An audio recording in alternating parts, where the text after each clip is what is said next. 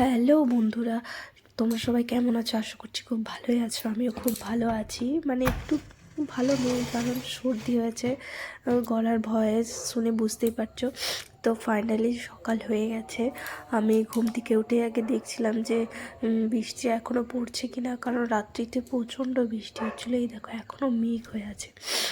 তো আমি স্নানটা করে নিয়েছি। আমি সকাল সকাল আমার শ্বশুর বাড়িতে আমরা সবাই স্নান করে নিই সকালবেলাতেই।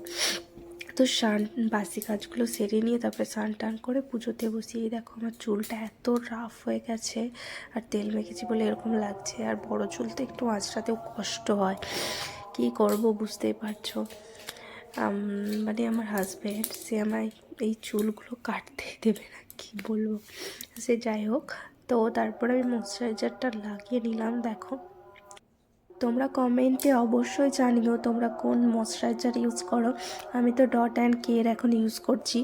তোমরা কি ইউজ করো অবশ্যই জানিও আমাকে। তো আমিও সাজেশন একটু পাবো, কারণ আমি এই কদিন আগে লরিয়ালের রেভিটা লিফটের যে ক্রিমটা হয় না, সেই ক্রিমটা মাখতাম, বাট কিছু ফারাক বুঝতে পারছিলাম না। ওই কারণে আমি ডট অ্যান্ড কের ময়শ্চারাইজারটা নিলাম। তো মোটামুটি আমাকে এই 10 দিনে ভালোই রেজাল্ট দিচ্ছে, তোমরাও ইউজ করতে পারো। ফাইনালি আমি রেডি হয়ে গেছি, এবার পুজো করতে যাব। পুজো টুজো সেরে নিয়ে তারপর আমরা নয়, হ্যাঁ আমরাও বলতে পারো, কারণ আমি আর আমার বাড়ির সবাই মিলেই রান্নাবান্না করি।